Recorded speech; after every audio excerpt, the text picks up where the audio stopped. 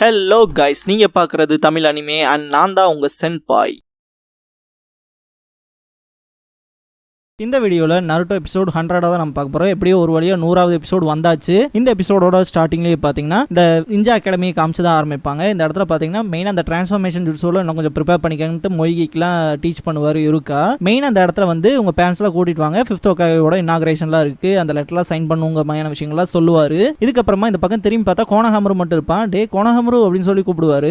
ஏன் இந்த இடத்துல இவர் இப்படி பேசுகிறாருன்னா இன்னுமே கொஞ்சம் அந்த கிராண்ட் ஃபாதர் இறந்துட்டா ஒரு சோகத்தில் தான் அவன் இருக்கானோன்ட்டு தான் கேட்பாரு. இருந்தாமே அவன் கொஞ்சம் நார்மலா இருப்பான். ஒரு வழியா அவன் அவனோட ரொம்ப கஷ்டமான சூழ்நிலையில இருந்து வெளியே வந்துட்டான் அப்படிங்கிற மாதிரி பார்த்துட்டு இருப்பாரு. இதுக்கப்புறம் கோனஹாமரும் நான் போயிட்டு வரேன் சென்சே அப்படின்ட்டு ஓடுவான். இந்த இடத்துல ராக்லியை பார்ப்பாரு. ஹே லீ அப்படின்னு சொல்லி கூப்பிடுவாரு. மெயினா ரீஹாபிலிட்டேஷனுக்காக வந்தே அப்படிங்கிற விஷயத்தை கேட்பாரு. ஆமான்பா, நீ சீக்கிரமா குணமடையணும்னு நான் வேண்டிக்கிறேன் அப்படின்னு சொல்லுவாரு. தேங்க்யூ சொல்லிட்டு போவான் லீ. இதுக்கப்புறமா சுனாடி சைட் காட்டுவாங்க. ஏகப்பட்ட ரிசர்ச் பண்ணியிருப்பாங்கன்னு நினைக்கிறேன். ஏன்னா ஏகப்பட்ட புக்ஸ் இருக்கும், ரீட் அவுட் பண்ணிட்டே தான் இருந்திருப்பாங்க போல.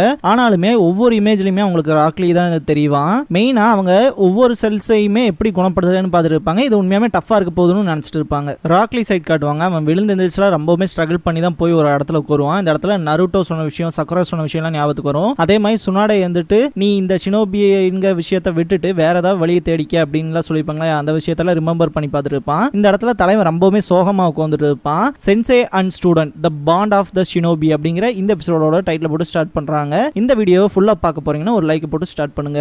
ராக்லி ரொம்பவுமே ஹார்ட் ஒர்க் பண்ணிட்டு இருப்பான் க்ளோன் ஜுட்ஸுக்காக. அவனுக்கு வரவே வராது, அவன் கண்ணில் தண்ணி மட்டும் தான் வரும். இந்த இடத்துல பார்த்தீங்கன்னா காய் இவனை பார்த்துட்டு, டே குட்டி பையா, இந்த அளவுக்கு ஆம்பிஷியஸா இருக்க பர்சன்ல எனக்கு பிடிக்கும், ரொம்பவுமே ஹார்ட் ஒர்க் பண்றவன், கண்டிப்பா ஒரு நல்ல ஷினோபி ஆவான், நீ கண்டிப்பா ஒரு நல்ல ஷினோபி ஆவேன்னு சொல்லிட்டு பாராட்டிட்டு போவாரு. ராக்லிக்கு இவர் யாருன்னு கூட தெரியாது அந்த டைம். அப்ப சரிப்பா நான் கிளம்புறேன் அப்படின்ட்டு போவாரு. இவரை பார்க்கவே ரொம்ப கான்ஃபிடன்ஸா இருக்குன்னு சொல்லிட்டு பார்த்துட்டு ஃபர்ஸ்ட் டைமா நம்ம ராக்லி முகத்துல அந்த ஒரு சிரிப்பை பார்க்க முடியும். அப்பதான் நான் ஃபர்ஸ்டா காய் சென்ஸை மீட் பண்ணேன், அதுக்கப்புறம் தான் அப்படின்னு சொல்லிட்டு இன்னொரு ஃபிளாஷ்பேக் நினைப்பான். கெனின் ஆனதுக்கு அப்புறமா பாத்தீங்கன்னா அவங்களுக்கு டீம் லீடர் கொடுத்து 3 மேன் ஸ்குவாடா ஒர்க் பண்ண வைப்பாங்களே அந்த டைம்ல, அப்ப உங்களோட ஃபியூச்சர் கோல்ஸ் என்னன்னு சொல்லி காய் கேட்பாரு. அதை நான் சொல்றதா இல்ல அப்படின்னு சொல்லுவான் நெஜி. என்னப்ப நான் சொல்றேன் அப்படின்னு சொல்லிட்டு லீ எந்திரிச்சு சொல்லுவான். எந்த ஒரு நின்ஜுட்ஸு கென்ஜுட்ஸும் இல்லாம தாய் ஜுட்ஸு மட்டுமே வச்சு நான் ஒரு பெரிய நிஞ்சாவா ஃபைன் நிஞ்சாவா இருப்பேன் அப்படிங்கிற மாதிரி விஷயத்தெல்லாம் சொல்லுவான். நெஜி சிரிப்பான். அப்படி என்ன உனக்கு ஃபன்னியா இருக்கு, நான் சீரியஸா இங்க பேசிட்டு இருக்கேன் அப்படின்ட்டு ராக்லி அவங்களோட ஃபைட்க்கு நிப்பான். எந்த ஒரு நின்ஜுட்ஸு கென்ஜுட்ஸும் இல்லைன்னா நீ நிஞ்சாவே கிடையாதுன்னு சொல்லி நெஜி சொல்லுவான். மெயினா அவங்க சொன்ன விஷயத்த மறந்துட்டியா, நீ ஒருத்த மட்டும்தான் தாய் ஜுட்ஸு மட்டுமே யூஸ் பண்ற, நீ கிராஜுவேட் ஆகிருக்க முடிஞ்சிருக்கு அப்படிங்கிற விஷயத்த சொல்லுவான். அதுவும் ஏன் தைரியமா கொடுத்துருப்பாங்க, நீ வந்து இம்ப்ரெசிவா பண்றன்னுலாம் கிடையாது, நீ அன்யூஷுவலா இருக்குன்னு சொல்லி அப்படின்னு சொல்லுவான். இந்த இடத்துல லீனால எதுவுமே பேச முடியாது, அப்படியே சைலண்ட் ஆயிருவான். இந்த இடத்துல காய் இருந்துட்டு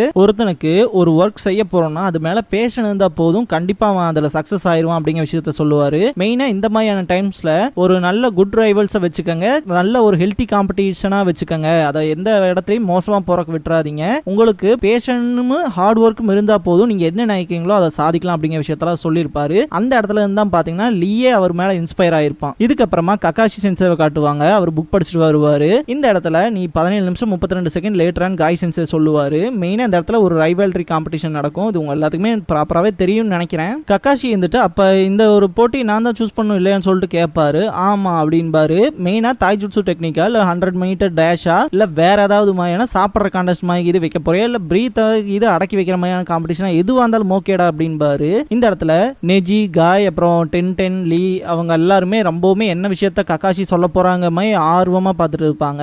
தலைவன் ராக் பேப்பர் சிசர் விளையலாம் அப்படின்னு சொல்லுவாரு. இந்த இடம்ல செம்ம ஃபன் பார்ட்டா தான் இருக்கும். ராக்லி எல்லாம் என்னடா இது அப்படிங்கிற மாதிரி பார்த்துட்டு இருப்பான். மெயினா இந்த ஒரு விஷயத்த ககாஷி எப்படி சொல்லுவாருன்னா, லக்குங்கிற விஷயமும் வேணும். இப்ப நம்ம இந்த விளையாட்டை வந்து ஒரு லக் பேசிஸ்ல தானே விளையாடுறோம். அப்படி இருக்கும்போது ஒரு ஷினோபியா ஒரு இடத்துக்கு போறான்னா அவனுக்கு லக்கும் இருந்தாதான் அவனால் தப்பிக்க முடியும். அதனால எந்த ஒரு கேமுமே இம்பார்ட்டன்ட் தான் அப்படிங்கிற விஷயத்த சொல்லுவாரு. சரின்னு காயும் ஒத்துக்குவாரு. நெஜி இருந்துட்டு ககாஷி வந்து இவர் கூட விளையாண்டு இருக்காரு அப்படிங்கிற விஷயத்த சொல்லுவான். அதாவது ஒரு மனுஷனாவே சட்டை பண்ணிக்கல, இவர் வந்து சும்மா அப்படியே டம்மாய் பிளே பண்ணிட்டு இருக்காங்க. காய் சென்சேவை ககாஷி மதிக்கவே கிடையாதுங்க மாதிரி சொல்லிட்டு இருப்பான். உண்மையை சொல்லணும்னா அவங்க 2 பேர்த்தோட ஃப்ரெண்ட்ஷிப்பே வந்து தனி. இவனுங்கள மாதிரி ஆளுகள்ல என்னதான் சொன்னாலும் அதை வந்து நம்மளால ஏத்துக்கவே முடியாது. ஏன்னா ககாஷியன் காய்ங்கிறவங்க பாத்தீங்கன்னா எனக்கு ரொம்பவுமே பிடிச்ச ஒரு ஃபேவரட் டுவோ ப்ரோன்னு நான் சொல்லுவேன். டென்டனும் இதை பார்த்துட்டு நெஜி சொல்ற மாதிரி தான் இருக்குன்னு சொல்லுவா.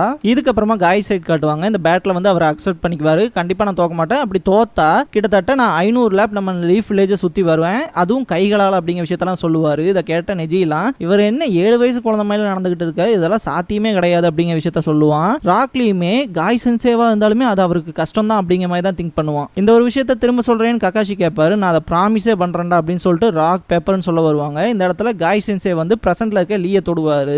இந்த இடத்துல அந்த பிளாஷ்பேக்குங்கிறது அப்படியே இந்த ஒரு சீன்ல கட் ஆயிரும். காய் சென்சேவை பார்த்த உடனேயுமே ராக்லிக்கு ஒரு மாதிரி ஃபீல் ஆகும். காய் இருந்துட்டு கிட்டத்தட்ட 2 நாளா நீ அந்த ரீஹபிலிட்டேஷனுக்கு போகவே கிடையாதுன்னு சொல்லி கேட்பாரு.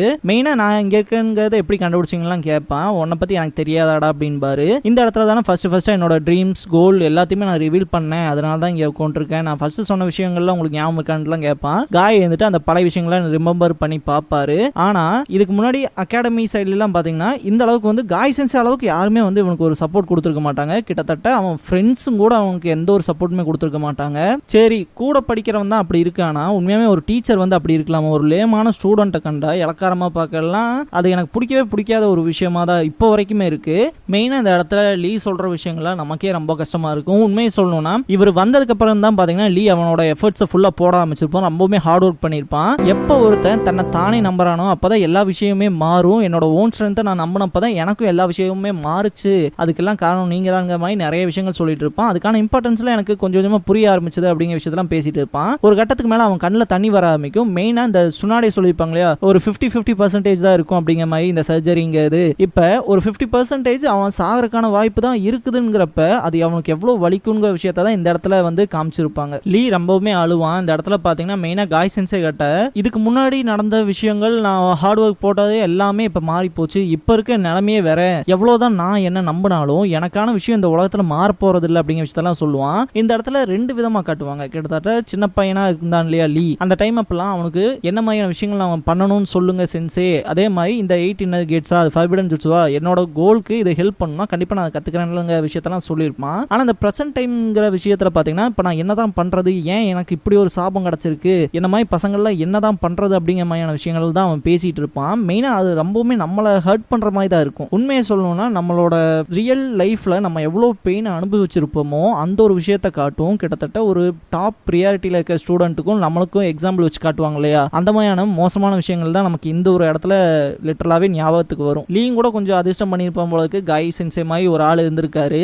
ஆனா நம்ம நிலைமையில யோசிச்சு பாருங்க. இதுக்கப்புறமா நைட் ஆயிரும். இந்த இடத்துல பாத்தீங்கன்னா காய் அவரோட மனசுக்குள்ள ரொம்பவுமே வேதனைப்படுவாரு. கிட்டத்தட்ட இவனோட பெயின் எனக்கு புரியுது, அது ரொம்பவுமே குரூவலா இருக்கும்னு சொல்லிட்டு பேச ஆரம்பிப்பாரு. லீ இப்பவே நீ உனக்கான டெசிஷன் எடுத்துக்க அப்படிங்கிற விஷயத்த சொல்லுவாரு. எது என் ட்ரீம்ஸை கிவ் அப் பண்ண சொல்றீங்கன்னு சொல்லி கேட்பான். டே அப்படி இது கிவ் அப் பண்ணினா கண்டிப்பா இன்னைக்கு உனக்கு இருக்க வழியை விட நாளைக்கு நீ அனுபவிக்க போற வழி ரொம்ப ஜாஸ்தியா இருக்கும்டா. நீயும் நானும் ஒரே மாதிரி தான். கிட்டத்தட்ட நம்ம ட்ரீம்ஸை கிவ் அப் பண்ணோம்னா நீயும் நானும் முட்டாள்கள் மட்டும்தான் இந்த மக்களுக்கு அப்படிங்கிற விஷயத்தெல்லாம் சொல்லுவாரு. அதனால சர்ஜரிக்கு தயாராக அப்படின்பாரு.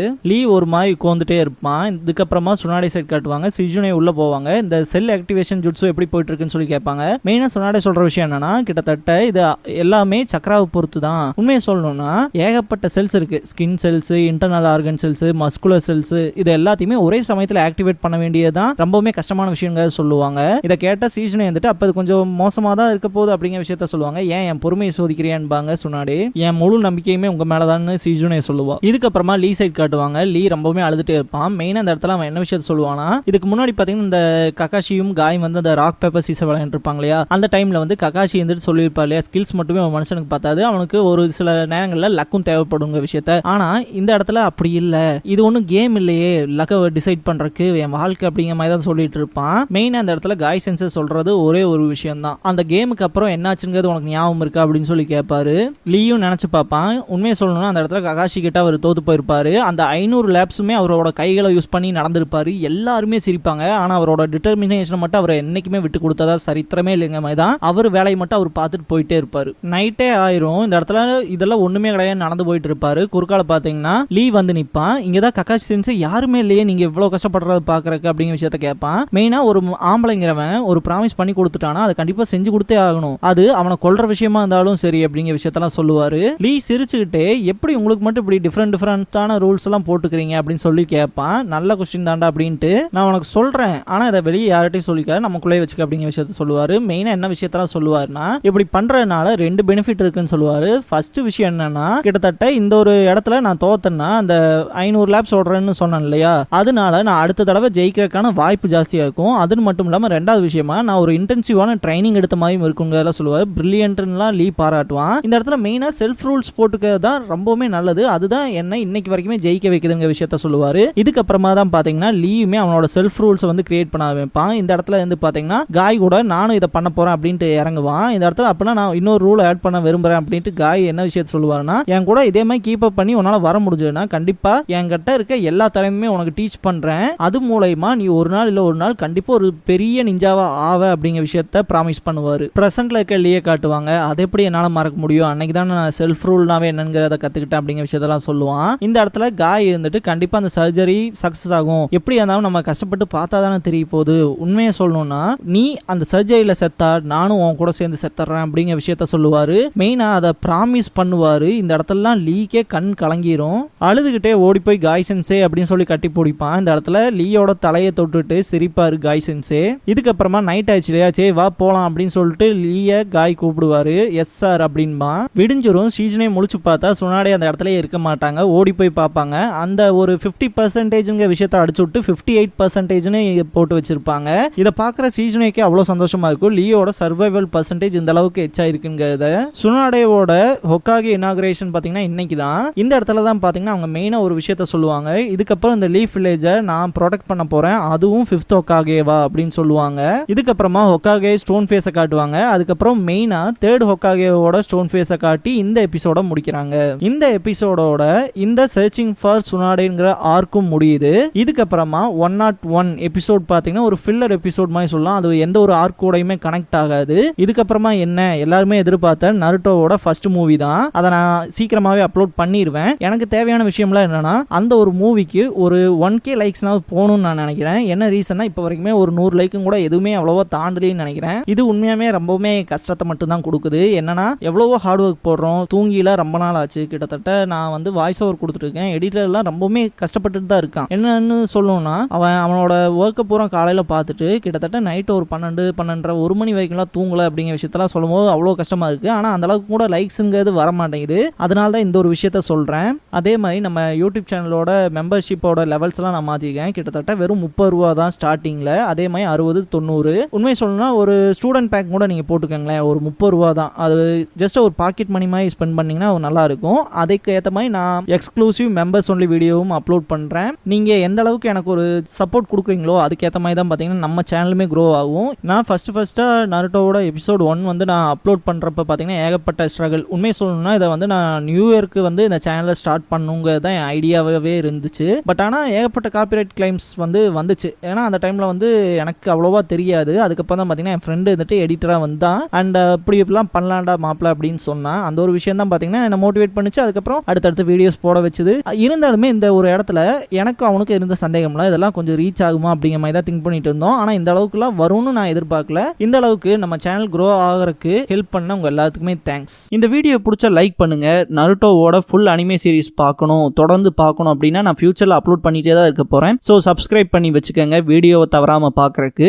நீங்க ஃபுல் நருட்டோ சீரிஸை கண்டிப்பா என் வாய்ஸ் மூலமா கேட்டு முடிக்கலாம். Thanks for வாட்சிங்.やぶれかぶれのやぶいさが